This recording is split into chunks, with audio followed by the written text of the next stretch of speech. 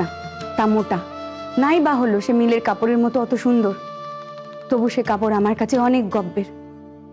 সে আমার দেশের কাপড়। ধুত্তেরি নিকুচি করছে সারা দেশে।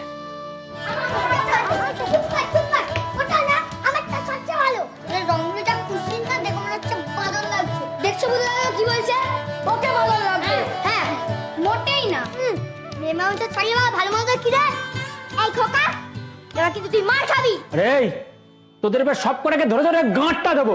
পলা পলা এখান থেকে। বিলিতি মিলের কাপড় আর আমাদের স্বদেশী মেজবউ, এবার জমবে কুরুক্ষেত্র দেখিস।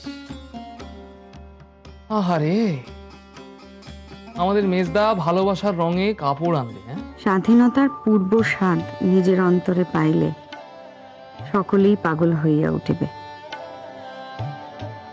এই আস্বাদ, এই অনুভূতি নিজের অন্তরে আগে অবশ্যই পাওয়া চাই।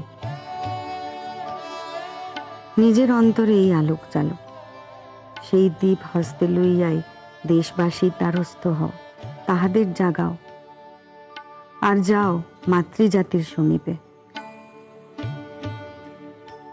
যারা শক্তিরূপিণী অথচ সমাজের চাপে আজ যারা হইয়াছে নবলা, তাহাদের জাগাও।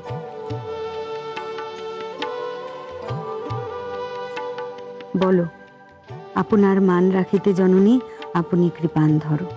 ওবেলার তো হেসেলের পালাবাগ করিয়ে ছেড়েছে, দিনেও কি সেই ব্যবস্থাই হবে?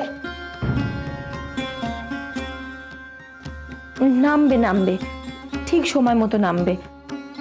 সে কোন দিন না নেমে থেকেছে বল দেখিনি? হ্যাঁ, হেসেলের সব কাজ তো তিনিই করেন, আমরা তো সব পাকনা মেলি। হয় নামছেন মহারানী। দিদি আর সেজে বউ তো হেসেলে, ছোট বউকেও খোকার বাল্লি করতে আমি শেষেলে ঢুকতে হয়েছে।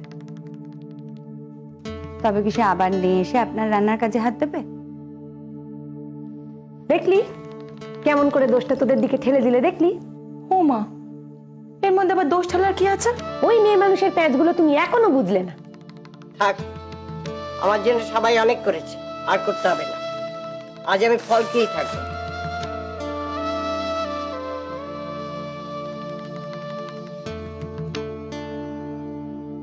ওখানে আমি বেরিয়ে এলে যে কথাটা কানে গেল না বুঝি? কাল অম্বল হয়েছে বলছিলেন, এর মধ্যে ফল খেয়ে থাকা ঠিক নয়। বাবা, তার মানে আমার কথাই না? সে কথা তো কেউ কয়নি। ঠিক আছে। মা রাজি হয়ে গেলেন মেজদিকে দিতে? রাজি হয়ে গেলেন আবার কি কথা? হ্যাঁ, মায়ের কথা কানার অমান্য হলো সেইটা বল। এটা তো পুজোর কাপড় খেলা। নাট্টু বাঁকা কাপড় চলবে না গো মা, ও বিলেতি কাপড় আমাদের বস্তিতে বারণ হয়ে গেছে। বলে কি গো? কি বারণ হয়েছে? চোখে তো কম দেখছো, বলি কানেও কি কম শুনছো? বিলেতি কাপড় পরা বারণ হয়ে গেছে। ও পরলে নাকি দেশের সঙ্গে শত্রুতা করা হবে, আমি নিতে পারবো নি। তোমাদের বস্তির সবাই বুঝি স্বদেশী খাতায় নাম লিখিয়েছে? কি আর করবো বলো সেজতে বাবু, থাকতে তো হবে। তাছাড়া ছেলেগুলো যখন বললো তখন তাদের কথাগুলো তো খারাপ লাগলো না?